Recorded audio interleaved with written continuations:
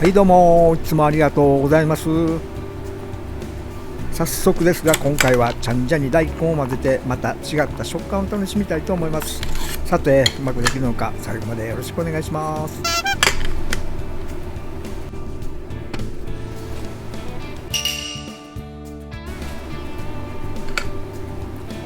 まずは大根なんですが、皮付きです。さらにポリポリ食感を出すために繊維に平行に切ります。もちろんきれいに水洗いしてあります。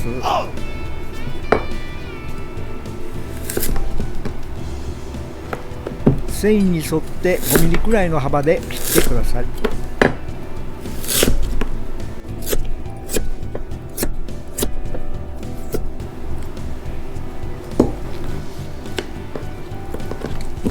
今度は切りやすい高さでいいので積み重ねます。同じように5ミリくらいの幅に切ってください。滑りやすいので包丁にはほんまに気をつけてください。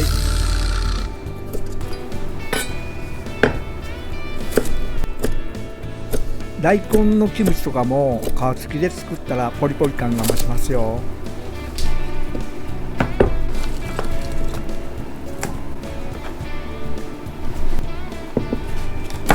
大根の余分な水分を抜くので小さじ1杯の塩を入れます。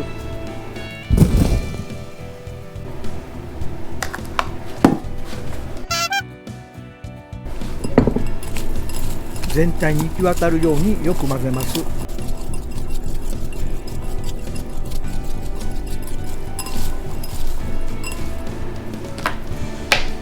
この状態で5分ほど放置します。時々混ぜても構いません。放置している間にニンニク1かけをおろしておきます。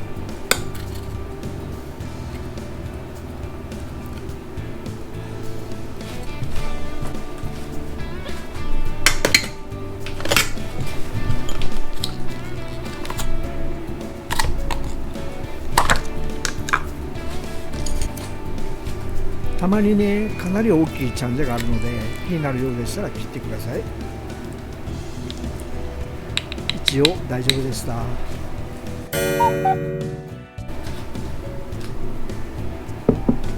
い、5分ほど経ちました。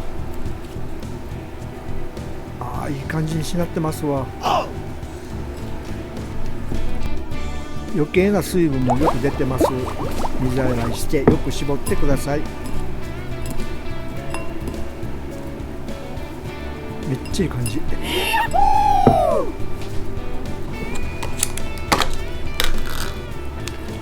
では混ぜていきます。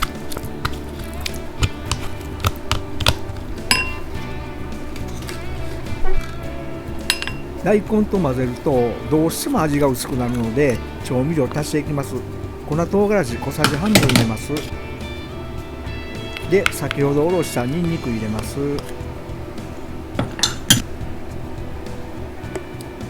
濃い口醤油小さじ1杯入れます。ここで一旦軽く混ぜておきます。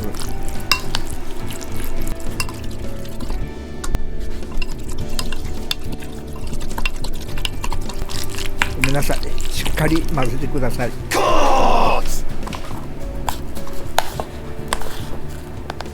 ここにいりごま小さじ2杯入れます。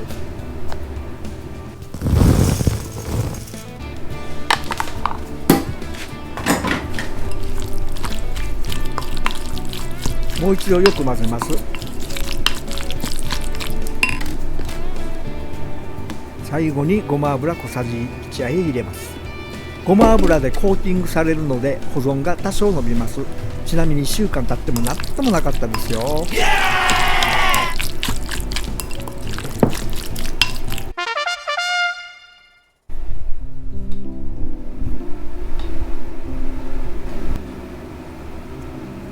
やっぱりちゃんじゃといえばご飯ですよね。ということでご飯の上に乗せて食べてみたいと思います。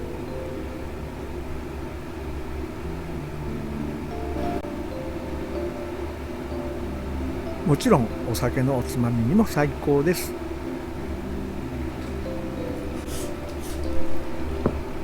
居酒屋気分を少し味わいました。最後までご視聴ありがとうございました。